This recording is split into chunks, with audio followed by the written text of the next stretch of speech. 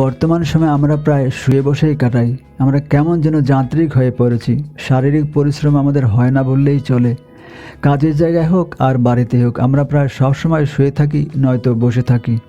শারীরিক মুভমেন্ট বা সহজ কথায় হাঁটাচলা হয় না বললেই চলে। আবার অন্যদিকে খাবার দাবারও আজকাল খায় সব উল্টোপাল্টা, মানে প্রক্রিয়াজাত খাবার। এর সাথে ভেজাল তো আছেই।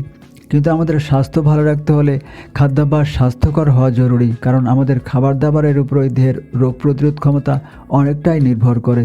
যদি আপনি স্বাস্থ্যকর খাবার খান তাহলে সুস্থ থাকবেন, আর না হলে নানান অসুখ বিসুখে আপনাকে ভুগতে হবে।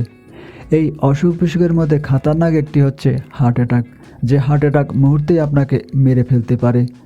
তো আজকের ভিডিওতে এমন একটি সবজি নিয়ে আলাপ করব যেটা নিয়মিত খেলে এই খাতারনাক হার্ট অ্যাটাকের ঝুঁকি কমবে বলে বিশেষজ্ঞরা বলে থাকেন। তো চলুন শুরু করা যাক।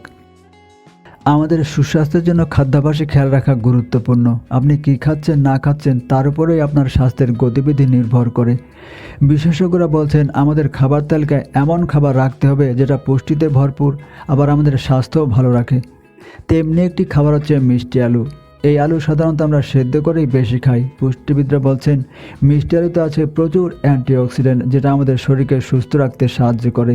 এতে আছে fibre, vitamin A, vitamin C এবং পটাশিয়াম। এই মিষ্টি আলুতে আমাদের দৈনিক চাহিদার দ্বিগুণ পরিমাণ ভিটামিন এ এবং 30% ভিটামিন সি থাকে, যেটা আমাদের রোগ প্রতিরোধ ক্ষমতা বাড়িয়ে দেয়। এতে ভিটামিন বি6 বিদ্যমান, যেটা আমাদের স্নায়ু, মস্তিষ্কের বিকাশ এবং ত্বকের স্বাস্থ্য ভালো রাখে। মিষ্টি আলুতে প্রচুর পরিমাণ বিটা ক্যারোটিন থাকে, যা পরে ভিটামিন এতে রূপান্তরিত হয়। এই বিটা ক্যারোটিন আমাদের ত্বক এবং চুল ভালো রাখে, দৃষ্টিশক্তি, দাঁতের স্বাস্থ্য এবং আমাদের প্রজনন ক্ষমতাও ভালো রাখে। এতে আছে প্রচুর কার্বোহাইড্রেট, যেটা আমাদের দেহের শক্তির যোগান দেয়। আছে দারুণ কাজের একটি উপাদান ফাইবার, যেটা আমাদের হজম শক্তির উন্নতি ঘটায় এবং ওজন কমানোর ক্ষেত্রেও কাজে দেয়। যেহেতু এটি ফাইবার সমৃদ্ধ একটি খাবার, তাই ডায়াবেটিস রোগীদের বিকল্প খাবার হিসাবেও চমৎকার।